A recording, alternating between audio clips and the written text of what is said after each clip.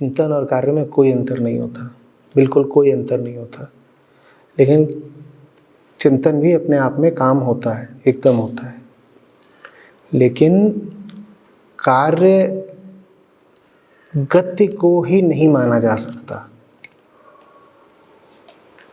बहुत हिले लेकिन हिलडुल करके वापस वहीं आ गए जहां थे, तो कोई कार्य नहीं हुआ।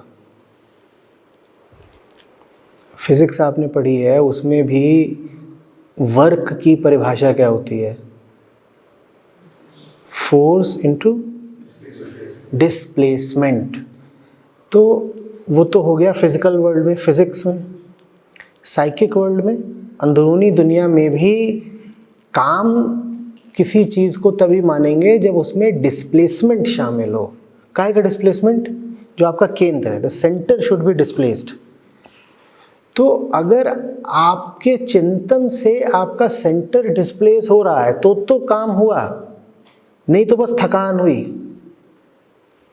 खाया पिया कुछ नहीं, गिलास थोड़ी पारा आना। खूब सोचते रहे और ऐसे ऐसे घूमते रहे। सेंटर क्या है? सेंटर क्या है? अपनी जगह कायम है, उसी सेंटर के इर्द गिर्द ऐसे ऐसे ऐसे ऐसे घूम रहे हैं। तो वर्क कितना किया फिर? जीरो। तो थिंकिंग, चिंतन मनन, इनको बिल्कुल माना जा सकता है काम, अगर थिंकिंग आपके केंद्र में परिवर्तन ला रही हो। पर अगर उल्टा है कि आप अपने केंद्र पर जमे रह करके, अडिग रह करके सोचे जा रहे हैं, कल बोला था ना, वृत्ताकार सोच, चक्रीय सोच, और इस सोच से केंद्र पर कोई असर नहीं पड़ रहा क्योंकि ये सोच ही केंद्र के इर्द गिर्द है, तो कोई वर्क नहीं हुआ। इसी तरीके से फिजिकल वर्ल्ड में भी फिजिकल वर्क तो हो गया अगर आपने बस ये उठा के यहां से यहां रख दिया। मैंने हाथ चलाया, मैंने उठा के यहां से यहां रख दिया।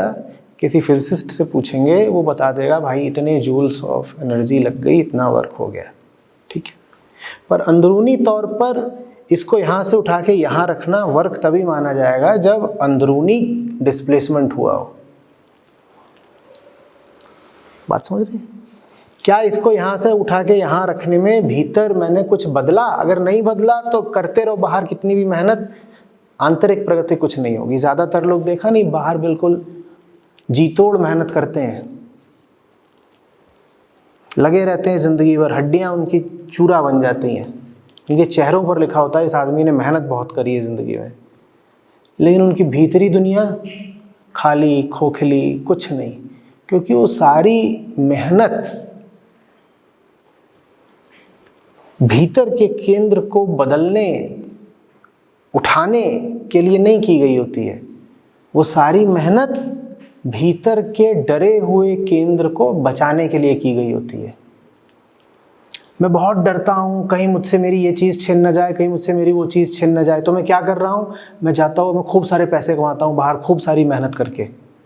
वो जो आप बाहर खूब सारी मेहनत करके खूब सारे पैसे कमा रहे हैं, वो सिर्फ इसलिए कमा रहे हैं क्योंकि आप अपनी आंतरिक असुरक्षा को बचाए रखना चाहते हैं। आप भीतरी तौर पर एक डरे हुए आदमी हैं, इसीलिए बाहरी तौर पर आप बहुत मेहनत करते हैं। जो लोग कॉलेज हॉस्टल वगैरह में रहे उन्होंने देखा होगा, बहुत सारे छात्र होते थे जो बहुत मेहनत पढ़ाई में करते ही इसीलिए थे क्योंकि वो बहुत डरे हुए होते थे। कल एग्जाम है और रात में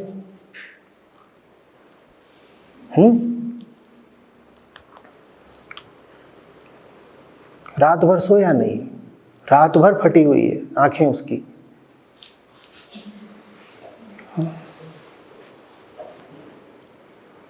तुम्हें क्या लग रहा है, उसको प्रेम हो गया अपने विषयों से?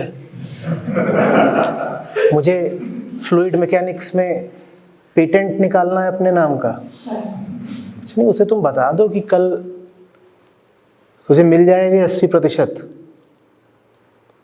प्रोफेसर दरिया दिल है, तुरंत सो जाएगा। फटी आंखें ऐसे बंद, सो जाओ।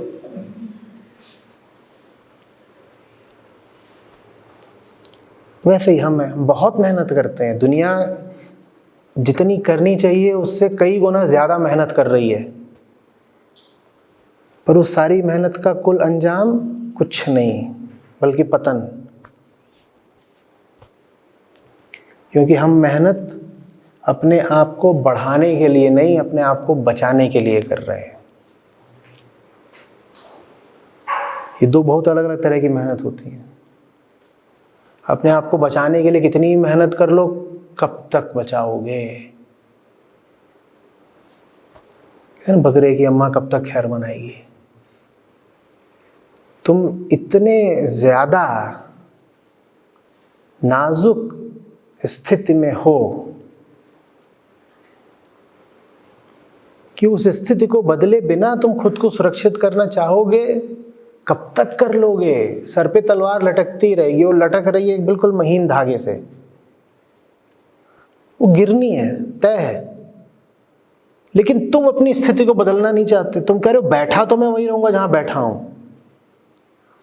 पर मैं ऐसे कुछ काम करता हूं कि तलवार गिरे नहीं, या गिरे भी तो हेलमेट पहन के रखेंगे, या खूब कमाएंगे, खोपड़ा मजबूत बनाएंगे। जबकि कुल तुम्हें करना क्या है? डिस्प्लेसमेंट। जहां बैठे हो वहां से हट जाओ। वो डिस्प्लेसमेंट करने को हम राजी नहीं होते, उसी को वर्क कहते हैं। कि जिस तलवार के नीचे बैठे हो वहां से हट जाओ बेटा। वहां बैठे बैठे काहे इतनी मेहनत कर रहे हो? रोज सुबह गाड़ी उठा के भागते हो, star employee of the month कहलाते हो।